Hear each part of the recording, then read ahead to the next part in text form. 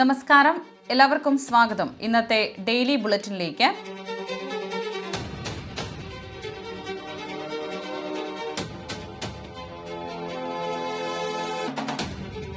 നാളെ 2026 ജൂലൈ മാസം 8-ാം തീയതി ബുധനാഴ്ച.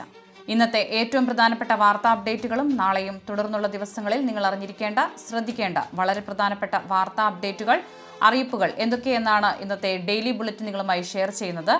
എല്ലാവരും പൂർണ്ണമായും ശ്രദ്ധിക്കുക. വീഡിയോ ലൈക്ക് ചെയ്യുവാനും വാർത്തകൾ എല്ലാവരിലേക്കും ഷെയർ ചെയ്യുവാനും ചാനൽ സബ്സ്ക്രൈബ് ചെയ്യുവാനും മറക്കരുത്. ഏറ്റവും ആദ്യത്തെ പ്രധാനപ്പെട്ട വാർത്താ അപ്ഡേറ്റ്. കേരളത്തിൽ വടക്കൻ ജില്ലകളിൽ പരക്കെ പെയ്യുന്ന കനത്ത മഴയെ തുടർന്ന് സംസ്ഥാനത്തെ കാലാവസ്ഥാ മുന്നറിയിപ്പുകളിൽ കേന്ദ്ര കാലാവസ്ഥാ വകുപ്പ് അടിയന്തര മാറ്റം വരുത്തിയിരിക്കുന്നു. മലയോര മേഖലകളിൽ ഉൾപ്പെടെ പെയ്ത അതിശക്തമായ മഴയെ തുടർന്ന് വയനാട് തുരങ്കപാതയിലുണ്ടായ വൻ മണ്ണിടിച്ചിലിന്റെ പശ്ചാത്തലത്തിൽ മുൻപ് പ്രഖ്യാപിച്ചിരുന്ന യെല്ലോ അലർട്ട് പിൻവലിച്ചുകൊണ്ട് വയനാട്, കോഴിക്കോട് ജില്ലകളിൽ അതീവ ജാഗ്രത പുലർത്തേണ്ട റെഡ് അലർട്ട് പ്രഖ്യാപിച്ചു. ഇന്ന് വടക്കൻ ജില്ലകളിൽ ശക്തമായ മഴയ്ക്ക് സാധ്യതയുണ്ടെന്ന് അറിയിച്ചിരുന്നെങ്കിലും ഒരു ജില്ലയിലും റെഡ് അലർട്ട് പ്രഖ്യാപിച്ചിരുന്നില്ല. മറിച്ച് മലപ്പുറം, കോഴിക്കോട്, വയനാട്, കണ്ണൂർ, കാസർഗോഡ് ജില്ലകളിൽ യെല്ലോ അലർട്ട് മാത്രമായിരുന്നു നിലവിലുണ്ടായിരുന്നത്. എന്നാൽ നിർത്താതെ പെയ്യുന്ന അതിതീവ്ര മഴയും അതിന്റെ ഫലമായി വയനാട് മേഖലയിലുണ്ടായ വിനാശകരമായ മണ്ണിടിച്ചിലും കണക്കിലെടുത്ത് ദുരന്ത സാധ്യതകൾ ഒഴിവാക്കുന്നതിനായി കാലാവസ്ഥാ നിരീക്ഷണ കേന്ദ്രം മുന്നറിയിപ്പുകൾ പുതുക്കുകയായിരുന്നു. മുൻപില്ലാത്ത വിധം സാഹചര്യം പ്രതികൂലമായ സാഹചര്യത്തിൽ ഈ രണ്ട് ജില്ലകളിലെയും പൊതുജനങ്ങളെയും ജില്ലാ ഭരണകൂടങ്ങളെയും ദുരന്ത നിവാരണ സേനകളും അതീവ ജാഗ്രത പാലിക്കണമെന്നും ഉരുൾപൊട്ടൽ, മണ്ണിടിച്ചിൽ സാധ്യതയുള്ള മലയോര മേഖലകളിൽ നിന്നും വെള്ളപ്പൊക്ക ഭീഷണിയുള്ള താഴ്ന്ന പ്രദേശങ്ങളിൽ നിന്നും ആളുകൾ സുരക്ഷിത സ്ഥാനങ്ങളിലേക്ക് മാറി താമസിക്കാൻ തയ്യാറാകണമെന്നും അധികൃതർ കർശന നിർദ്ദേശം നൽകിയിട്ടുണ്ട്. അടുത്ത പ്രധാനപ്പെട്ട വാർത്താ അപ്ഡേറ്റ്. പാർലമെന്റിന്റെ വർഷകാല സമ്മേളനം ആരംഭിക്കുന്നതിന് മുൻപായി രാജ്യത്ത് പെട്രോൾ, ഡീസൽ വില കുറഞ്ഞേക്കുമെന്നാണ് പുറത്തുവരുന്ന സൂചനകൾ. വരാനിരിക്കുന്ന പാർലമെന്റ് സമ്മേളനത്തിൽ പ്രതിപക്ഷം ഈ വിഷയം ശക്തമായി ഉയർത്താൻ സാധ്യതയുള്ളതിനാലാണ് അതിനു മുൻപ് തന്നെ വില കുറയ്ക്കാനുള്ള ആലോചനകൾ കേന്ദ്ര സർക്കാർ തലത്തിൽ നടക്കുന്നത്. വരും ദിവസങ്ങളിൽ, കൃത്യമായി പറഞ്ഞാൽ 20-ാം തീയതിക്ക് മുൻപ് തന്നെ എണ്ണക്കമ്പനികൾ ഇന്ധനവില കുറയ്ക്കുന്ന കാര്യത്തിൽ അന്തിമ തീരുമാനമെടുത്തേക്കും. പശ്ചിമേഷ്യൻ യുദ്ധ സാഹചര്യത്തിൽ അന്താരാഷ്ട്ര വിപണിയിൽ ക്രൂഡ് ഓയിൽ വില ബാരലിന് $120 മുകളിലേക്ക് ഉയർന്നപ്പോഴും ആഭ്യന്തര വിപണിയിൽ വില കാര്യമായി വർദ്ധിപ്പിക്കാതെ കമ്പനികൾ വലിയ നഷ്ടം സഹിച്ചിരുന്നു. ഈ നഷ്ടം നികത്തേണ്ടതായിരുന്നതിനാലാണ് അന്താരാഷ്ട്ര വിപണിയിൽ ക്രൂഡ് ഓയിൽ വില ബാരലിന് $70 താഴെ എത്തിയിട്ടും രാജ്യത്ത് വില കുറയ്ക്കാൻ കമ്പനികൾ തയ്യാറാകാതിരുന്നത് എന്നതായിരുന്നു ഇതുവരെയുള്ള വിശദീകരണം. എന്നാൽ നിലവിലെ അന്താരാഷ്ട്ര വില 10 ദിവസം കൂടി ഇതേപടി തുടരുകയാണെങ്കിൽ തങ്ങളുടെ മുൻകാല നഷ്ടങ്ങൾ പൂർണ്ണമായും നികത്താനാകുമെന്നാണ് എണ്ണ കമ്പനികളുടെ ഇപ്പോഴത്തെ വിലയിരുത്തൽ. കൂടാതെ സൗദി അറേബ്യ ഏഷ്യൻ വിപണിക്കുള്ള ക്രൂഡ് ഓയിൽ വിലയിൽ $11 കുറവ് വരുത്തിയതും അനുകൂല ഘടകമായി കേന്ദ്ര സർക്കാർ നിരീക്ഷിക്കുന്നുണ്ട്. ഇതോടൊപ്പം തന്നെ എഥനോൾ ചേർത്ത് പെട്രോളിനെതിരെയുള്ള വിമർശനങ്ങൾ ശക്തമാകുന്ന പശ്ചാത്തലത്തിൽ 25% എഥനോൾ അടങ്ങിയ E25 പെട്രോൾ രാജ്യവ്യാപകമായി നടപ്പിലാക്കാനുള്ള നീക്കം കേന്ദ്ര സർക്കാർ താൽക്കാലികമായി നീട്ടിവെച്ചേക്കുമെന്നും റിപ്പോർട്ടുകളുണ്ട്. കഴിഞ്ഞ വർഷം ഡിസംബറിലാണ് നിശ്ചയിച്ച സമയപരിധിക്ക് വളരെ മുൻപ് തന്നെ 20% എഥനോൾ ചേർത്ത E20 പെട്രോൾ ഇന്ത്യ വിതരണം ചെയ്തു തുടങ്ങിയത്. എന്നാൽ എഥനോൾ മിശ്രിതത്തിനെതിരെ സാങ്കേതികവും പ്രായോഗികവുമായ വിമർശനങ്ങൾ കടുക്കുന്ന സാഹചര്യത്തിൽ പുതിയ പരിഷ്കാരങ്ങളിലേക്ക് കടക്കുന്നതിൽ ജാഗ്രത പുലർത്താനാണ് സർക്കാർ തീരുമാനം. അടുത്ത പ്രധാനപ്പെട്ട വാർത്താ അപ്ഡേറ്റ്. കേരളത്തിന്റെ സാമ്പത്തിക ഭദ്രതയിൽ നിർണായക പങ്കുവഹിക്കുന്ന പ്രവാസി സമൂഹത്തിന്റെ സാമൂഹിക സുരക്ഷിതത്വം ഉറപ്പുവരുത്തുന്നതിൽ സംസ്ഥാന പ്രവാസി ക്ഷേമ ബോർഡിന് വലിയൊരു ഉത്തരവാദിത്തമുണ്ട്. എന്നാൽ പ്രവാസികളുടെ ഭാവി ജീവിതത്തിന് വലിയൊരു തണലാകേണ്ട ഈ ബോർഡിന്റെ പെൻഷൻ ആനുകൂല്യങ്ങളുടെ വിതരണം കഴിഞ്ഞ 3 മാസത്തോളമായി തടസ്സപ്പെട്ടിരിക്കുന്നത് ഗുണഭോക്താക്കൾക്കിടയിൽ കടുത്ത ആശങ്കയ്ക്ക് കാരണമായിട്ടുണ്ട്. 2026 മാർച്ച് വരെയുള്ള ആനുകൂല്യങ്ങൾ കൃത്യമായി ലഭിച്ചിരുന്ന സ്ഥാനത്ത് തുടർന്ന് വന്ന ഏപ്രിൽ, മെയ്, ജൂൺ മാസങ്ങളിലെ തുക പൂർണ്ണമായും മുടങ്ങിക്കിടക്കുന്ന അവസ്ഥയാണ് നിലവിലുള്ളത്. ഈ പ്രതിസന്ധി പ്രവാസികളുടെ ദൈനംദിന ജീവിതത്തെ ബാധിച്ചതോടെ ആനുകൂല്യങ്ങൾ അടിയന്തരമായി പുനഃസ്ഥാപിക്കണമെന്നാവശ്യപ്പെട്ട് വിവിധ പ്രവാസി കൂട്ടായ്മകളും ഗുണഭോക്താക്കളും സർക്കാരിന് മുന്നിൽ നിരവധി നിവേദനങ്ങൾ സമർപ്പിച്ചു കഴിഞ്ഞു. ഈ സാഹചര്യത്തിൽ പ്രവാസികളുടെ പരാതികൾ ഗൗരവത്തോടെ കാണുന്ന സർക്കാർ വിഷയത്തിൽ സജീവമായ ആലോചനകളും അടിയന്തര നിർദ്ദേശങ്ങളും മുന്നോട്ട് വയ്ക്കുന്നു എന്നത് ഏറെ ആശ്വാസകരമാണ്.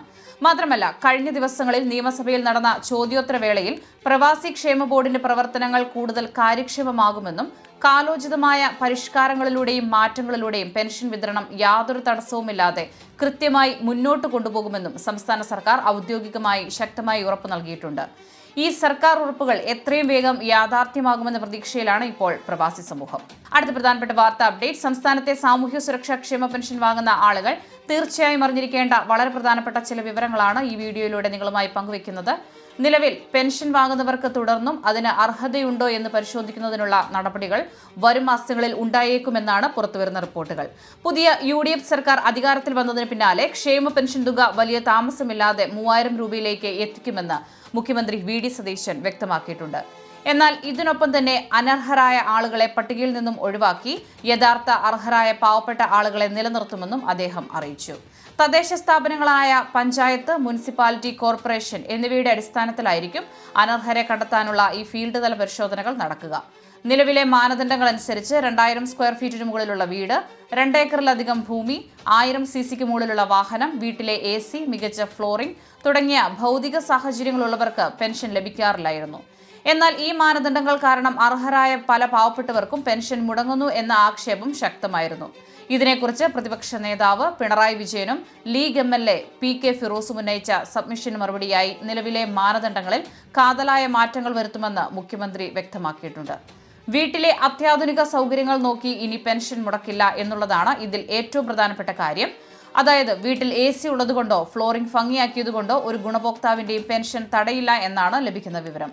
സർക്കാർ ഈ പുതിയ ഭേദഗതികൾ കൊണ്ടുവന്നതിനു ശേഷമേ പരിശോധനകൾ ആരംഭിക്കൂ. അതുപോലെ റേഷൻ കാർഡിലുള്ള മറ്റേതെങ്കിലും അംഗത്തിന് വരുമാനമുണ്ടെന്ന പേരിൽ പാവപ്പെട്ടവരുടെ പെൻഷൻ മുടങ്ങില്ല. മക്കൾക്ക് വരുമാനമുള്ളതുകൊണ്ട് മാത്രം പ്രായമായ അച്ഛനമ്മമാർക്ക് അതിന്റെ ഗുണം കിട്ടണമെന്നില്ല എന്ന കാര്യം മുൻ മുഖ്യമന്ത്രിയും നിലവിലെ പ്രതിപക്ഷ നേതാവുമായ പിണറായി വിജയൻ ചൂണ്ടിക്കാണിച്ചിരുന്നു. ഇത് അംഗീകരിച്ചുകൊണ്ടാണ് സർക്കാർ മുന്നോട്ടു പോകുന്നത്. ചുരുക്കത്തിൽ അനർഹരെ കൃത്യമായി ഒഴിവാക്കുകയും കൂടുതൽ അർഹരായവരെ പട്ടികയിലേക്ക് ചേർക്കുകയുമാണ് ലക്ഷ്യം. ഇതിനൊപ്പം വാർഷിക വരുമാന പരിധി നിലവിലുള്ളതുപോലെ 1 ലക്ഷം രൂപയായി തന്നെ തുടരാനാണ് സാധ്യത. നിലവിൽ പുതിയ വരുമാന സർട്ടിഫിക്കറ്റ് ഒന്നും തന്നെ സർക്കാർ ആവശ്യപ്പെട്ടിട്ടില്ല. മുൻപ് 2019 ഡിസംബർ 31 മുൻപ് പെൻഷൻ വാങ്ങിയവരോട് വരുമാന സർട്ടിഫിക്കറ്റ് ആവശ്യപ്പെട്ടിരുന്നു. അത് സമർപ്പിക്കാനുള്ള സമയം കഴിഞ്ഞ ജൂൺ 30 അവസാനിച്ചതുമാണ്. സാധാരണയായി ജൂൺ, ജൂലൈ, ഓഗസ്റ്റ് മാസങ്ങളിലാണ് വാർഷിക മസ്റ്ററിംഗ് നടക്കാറുള്ളത്. എന്നാൽ ഇത്തവണ മസ്റ്ററിംഗ് തീയതികൾ ഇതുവരെ പ്രഖ്യാപിച്ചിട്ടില്ല. സർക്കാർ നയപരമായ തീരുമാനമെടുത്ത ശേഷം മാത്രമായിരിക്കും ഉദ്യോഗസ്ഥർ പരിശോധനയ്ക്കായി വീടുകളിലെത്തുക.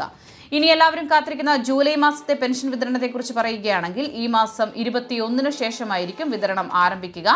ജൂലൈ 21 സർക്കാരിന്റെ കടമെടുപ്പ് നടക്കും. തുടർന്ന് ജൂലൈ 23, 24 തീയതികളിൽ ബാങ്ക് അക്കൗണ്ടുകളിലേക്ക് പെൻഷൻ എത്തിത്തുടങ്ങും.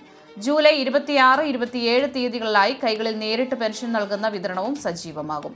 അടുത്ത മാസം 3 മുതൽ 5 തീയതിക്കുള്ളിൽ എല്ലാവരുടെയും കൈകളിൽ പെൻഷൻ തുക എത്തിച്ചേരുന്ന രീതിയിലാണ് ക്രമീകരണങ്ങൾ. നിലവിൽ 2000 രൂപയാണ് പെൻഷൻ തുകയായി ലഭിക്കുക. വരും മാസങ്ങളിൽ തന്നെ പെൻഷൻ 3000 രൂപയാകും എന്ന രീതിയിൽ ചില പ്രചരണങ്ങൾ നടക്കുന്നുണ്ടെങ്കിലും പെട്ടെന്ന് തന്നെ തുക വർദ്ധിപ്പിക്കുന്ന ആരും പ്രതീക്ഷിക്കരുത്. അടുത്ത 5-6 മാസത്തേക്ക് ഇതേ 2000 രൂപ തന്നെയായിരിക്കും തുടരുക.